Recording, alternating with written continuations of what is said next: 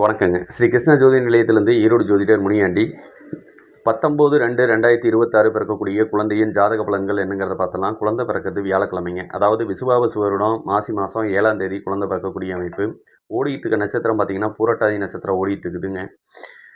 கும்பராசியில் அமையக்கூடிய அமைப்பு. சந்திராசிரமமும் அமையக்கூடியது பார்த்தீங்கன்னா கன்னிராசி சந்திராசிரமமும் அமையும். நட்சத்திர நாம எழுத்துக்கள் என்ன அப்படின்னு பார்த்தீங்கன்னா சி ஷோ தா தி. இந்த பெயர் நாமெல்லாம் தாராளமாக குழந்தைகளுக்கு வைக்கலாம். திதின்னு பார்த்தோம்னா திதியை திதியும்.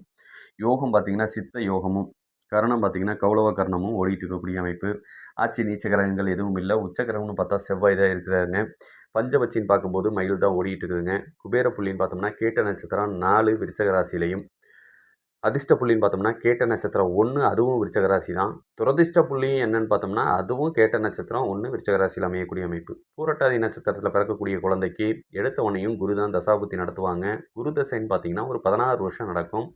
அதுக்கப்புறம் சனி ஒரு 19 வருஷமும், புதன் ஒரு 17 வருஷமும். இந்த 3 திசையே நல்லா அமைஞ்சிருச்சு அப்படின்னு சொன்னால் தாய் தந்தை ஒரு 50 வருஷம் வரைக்கும் சந்தோஷமாகவும் நிம்மதியாகவும் வாழ்ந்துட்டு போகக்கூடிய காலங்களாக அது அமையுங்க. அப்போனா அது ஒரு சில லக்னங்கள் நல்ல லாபத்தை கொடுப்பாங்க, ஒரு சில லக்னங்கள் நல்ல பாதகத்தை தான் கொடுப்பாங்க. இப்போ பாதகத்தை கொடுக்கக்கூடிய லக்னங்கள் என்னென்ன அப்படிங்கிறத நம்ம ஒரு பார்வை பார்த்துடலாம். மேச லக்னம், ரிஷப லக்னம், கடகம், சிம்மம், துலாம், விருச்சகம். கிட்டத்தட்ட இந்த 6 லக்னங்கள் கொஞ்சம் பாதிக்கப்படுறாங்க. முடிஞ்ச வரைக்கும் இந்த 6 லக்னங்களில் குழந்தை பிறக்காமல் இருக்கிறது சிறப்பு. இல்லை சுகப்பிரசவமாக பிறந்துட்டாங்க அப்படின்னு சொன்னாலும் கொஞ்சம் கவனமாக இருக்கிறது நல்லது. இது என்ன பண்ணும்னா அம்மா அப்பாவுக்கு இடையில் நிறைய பிரச்சனைகளை உண்டு பண்ணும். வாழ்க்கைங்கிற அந்த கடினமான காலகட்டத்தை கடக்கிறது ஏன்டா பிறந்தோன்னு நினைக்க வைக்கிற வரைக்கும் இழுத்து கொண்டு நிறுத்திடுவாங்க. சொந்த வீட்டில் வாழ விட மாட்டாங்க. ஊர் விட்டு தேசம் விட்டு அனுப்புவாங்க. கடைசி வரைக்கும் வாடகை வீட்டிலே வசிக்க வேண்டிய சூழ்நிலையோ இல்லை எல்லா சொத்துக்களும் இருந்தாலும் நிம்மதி இல்லாத வாழ்க்கையை கொடுக்கக்கூடிய அமைப்பை ஏற்படுத்துவாங்க. ஒரு சில வயதுக்கு பார்த்தீங்கன்னா விபத்துகளை ஏற்படுத்தி அதனாலேயும் சங்கடத்தை கொடுப்பாங்க அப்படிங்கிறதையும் புரிஞ்சுக்கலாம்.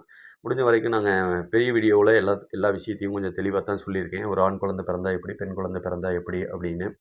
உங்களுக்கு இன்னும் மேலும் வேறு தகவல் வேணும், ஏன்னா அவங்க குறிப்பிட்ட நேரத்தில் பிறந்திருக்காங்க அப்படின்னா ஒரு லக்னம் விழுங்க. அந்த லக்னத்திலேருந்து அவங்களோட துல்லிய பலன்களை நம்ம எடுக்கலாம். அதுதான் 100% பலனை கொடுக்கும். இது பார்த்திங்கன்னா ஒரு 50% பலன் உங்களுக்கு லாபத்தை கொடுக்கட்டுமே அப்படிங்கிறதுக்காக தான் பார்த்து சொல்லிகிட்டு இருக்கோம். முடிஞ்ச வரைக்கும் உங்களுக்கு தெரிஞ்சவங்களுக்கு ஷேர் பண்ணுங்கள். குழந்தை இருக்கிறவங்களும் இல்லை இல்லாதவங்க பாதிக்கப்படுறாங்க, குழந்தை இல்லாமல் இருக்காங்க, அவங்களுக்கும் இந்த இதெல்லாம் கொஞ்சம் பின்னாடி பயன்படும் அப்படிங்கிற காரணத்தினால தான் இதை சொல்லிட்டு இருக்கேங்க. உங்களுக்கு தெரிஞ்சவங்க இருந்தாங்கன்னா கண்டிப்பாக கான்டாக்ட் பண்ணி விடுங்க. அவங்களுக்கும் ஒரு நல்லது அமையட்டும் அப்படிங்கிறதுக்காக தான். நன்றி, வணக்கங்க.